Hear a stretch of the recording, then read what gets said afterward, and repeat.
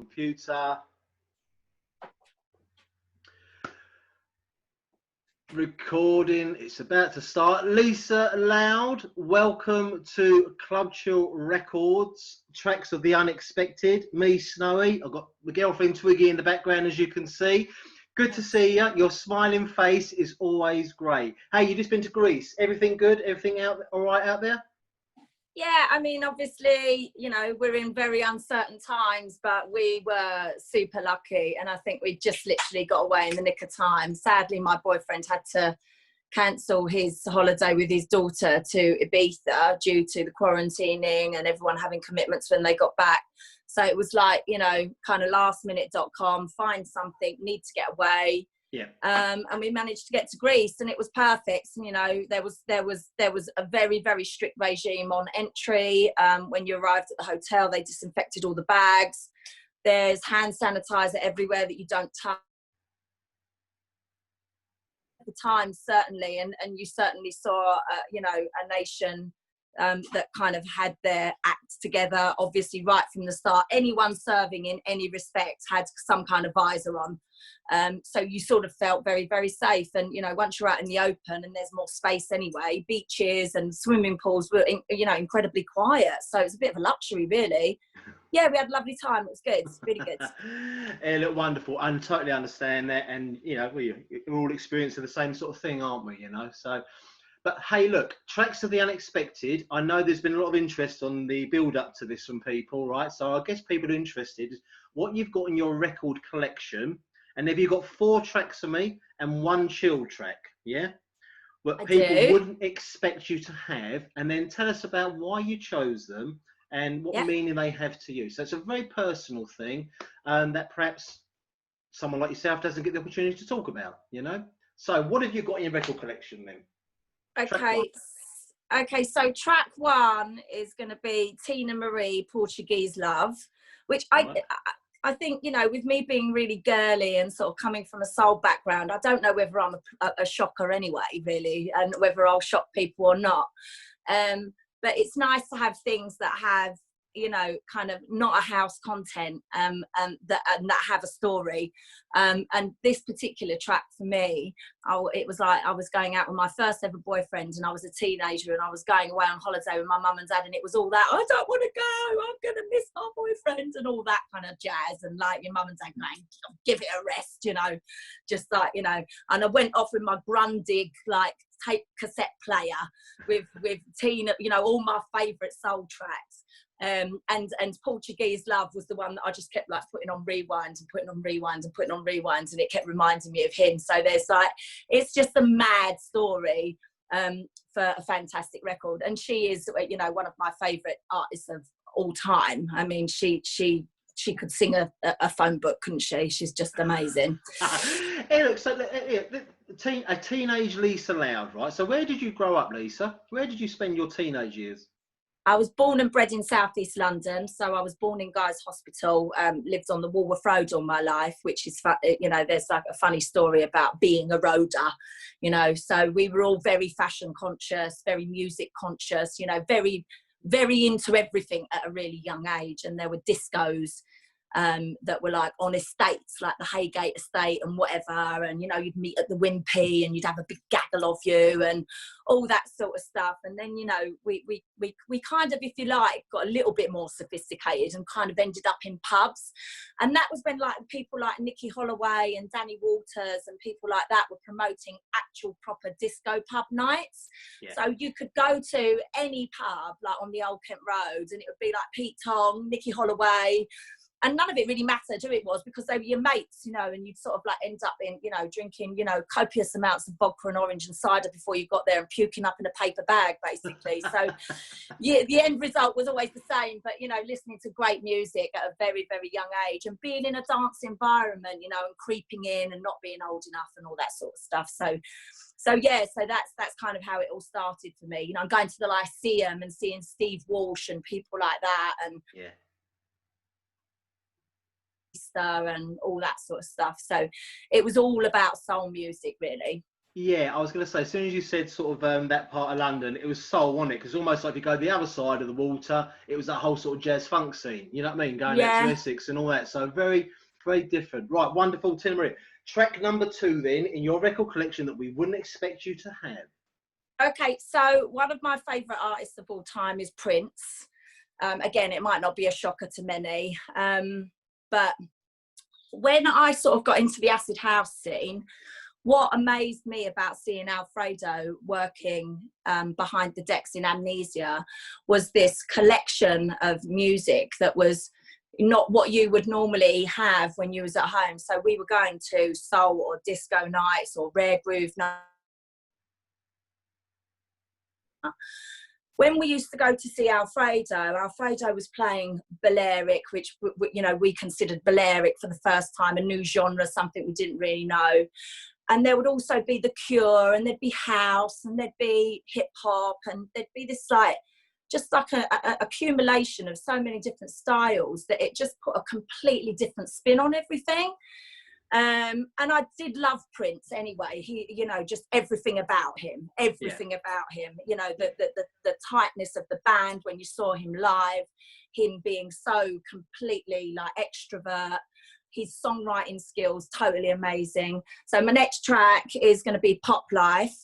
There's certain lyrics in this record that seem to be so encompassing what was going on in my young life of, you know, seeing like the drug explosion and things like that, and things happening in our world at quite a young age, you know, where the drug influence was quite heavy. So like Pop Life, what you sticking up your nose, Pop Life, is that where your money goes? You know, just certain things, the rhythm of addiction flows, certain things about the way he wrote songs just seem so, oh my God, this is like what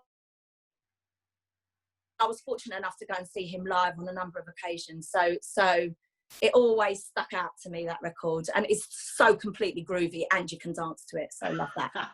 Absolutely. Well, you can't go wrong with Prince. I think we'll all agree with that. Just out of curiosity, because if my memory serves right, you was quite young when you first went out to Ibiza, wasn't you? I was, 17 yeah. I mean, or I was something?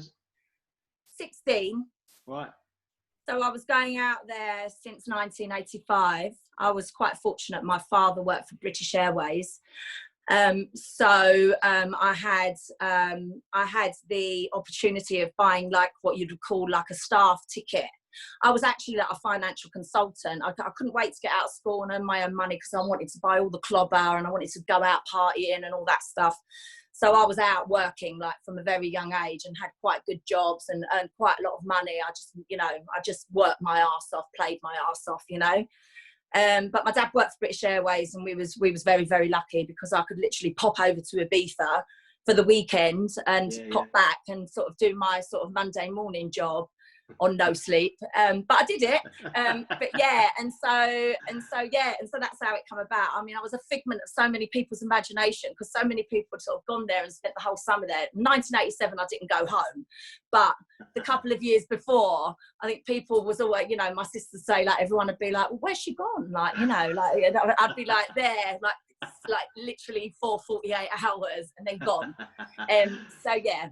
Yeah. But this is if for you in terms of pioneering females in the whole dance history and house history, you know, you saw that explosion of Ibiza. That's the thing, isn't it? You was there, you saw it happening. Do you look back on with fond memories of that time? You know, that 88, 89. I mean, like memories, like, you know, you could never, ever, ever make up what we saw. You could never, ever, ever make up what we felt. You know, it was so like madly hedonistic, but so massively influential, so harmless, but so crazy. Like, you know, there was so like, you know, every kind of oxymoron that you could possibly imagine was Ibiza. Do you know what I mean? And that was us living it. You know, you'd be there and exhausted, but have exactly the right energy to carry on and party. Or, you know, it was like, you know, you just switch and change like robotically into like the carrying on bit. And every day was a new experience. And you met, you know, I've met friends friends for life, many of not only the DJs who have been so enormously influential to me in my career, but friends that I am still in touch with now. You know, my big sister introduced me to it all, who is still, you know, like, you know, my most loyal best friend. And yeah, I mean, the most affluent, influential, mad, hedonistic, crazy, best time of my life, really, you know. Yeah, and although that was going on, it was also just the love of the music, wasn't it? And here you are, 30-something years later, like Oakenfold, like Trevor Funk, all these guys, you know what I mean, Terry Farley, everyone's still doing it, you know, because the Yeah, music is still important to you all, you know, to us all, you know. you know, it is, you know, that was the root. You know, I firmly believe that without it, there would have been no soul and no kind of backbone to everything that it become. I mean, like Oki, you know, what we saw Alfredo do, and then Oki bring it back to the UK. We were just like a bunch of mates that like were from all over like the country. It wasn't just us in London, you know, we'd called all the boys in Sheffield and Manchester and all our mates in Essex, you know, and all that. And then, you know, like Oki did Ziggy's in Streatham, and the queue was like, you know, down to Brixton. I mean, it was like, you know, it was like ridiculous. And you know, it was that as well. It was like that influence, or that music influence on that many people, but pockets of like the maddest people that you were all the same, and you all, you know, you all sort of like had the same feelings about life. And yeah, you just, yeah, and it doesn't ever stop. It doesn't ever stop, I don't think, you know. Yeah. Well, it was there was something then that always stays the same, doesn't it? You know, and it's right, wonderful. What's your third track, Lisa, of your tracks of the unexpected? What you got in your collection?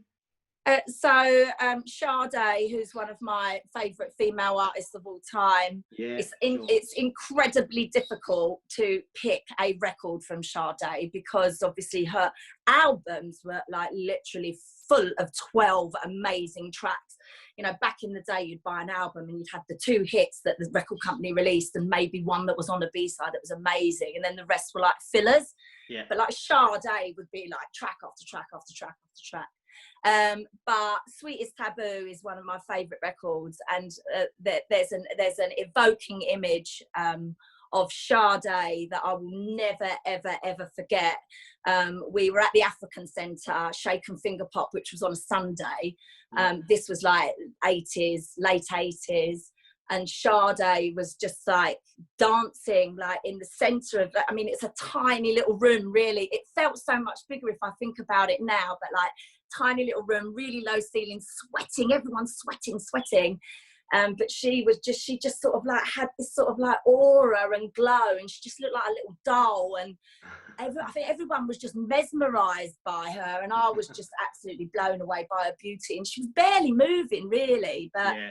But yeah, and so Sweet as Taboo is a record that will just, you know, stand the test of time for me on so many levels. But it evokes that memory of her being in that space when I was a party goer, you know.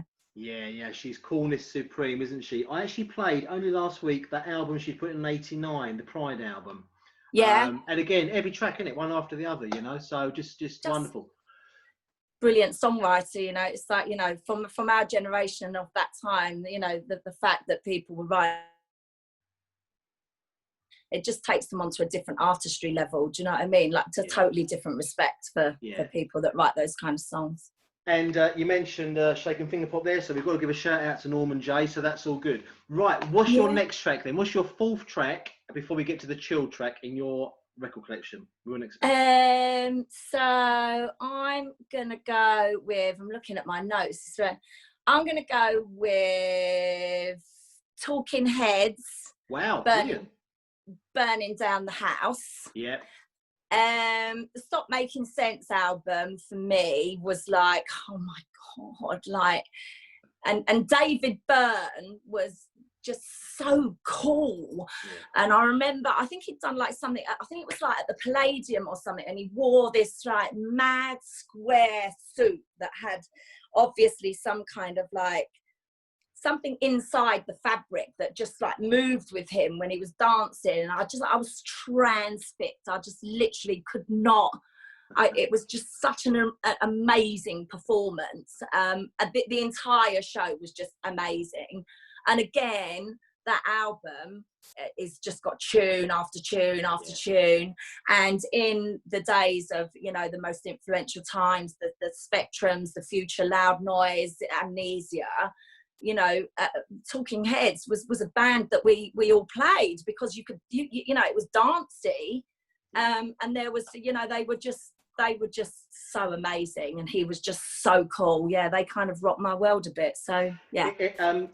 There's a few months ago there was some footage going around. It's black and white footage of the band performing Psycho Killer, right? It's a live performance, and the bass player, the female, you know, it's just awesome, Lisa. If you think about it, try to check it out. It's amazing, absolutely. Oh, I'll look into that. That groove, you know what I mean? The groove. But I'm with you on that totally. Love Talking Heads, right? Anyway, and all that New York scene, you know.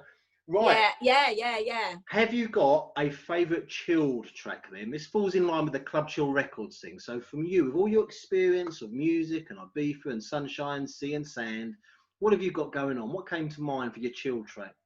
And it was immediate, and I haven't even bothered going like, what else shall I be obscure? It was just like, right, this is always the one for me. And it's Art of Noise, Moments in Love. And it's in it, you know, it's Cafe Del Mar. It's that final sunset when you've got to get on that plane and you just don't want to go home, and you miss the plane, and you know, and then you have to work it all out, and you know, you're causing everyone a nightmare. But it's that moment, and it's that sun going down, and the applause, and you know, and Jose in the background playing it, and everyone's smiling. And early kind of like, you know, like early 90s, late 80s, we'd all be playing backgammon, you know, all the Italians would ride up on their motorbikes, all the French boys would turn up in their lycra, and it, you know, like all these crazy people, everyone looked amazing. And you know, and they're like moments, they're like, oh my God, like that was so special.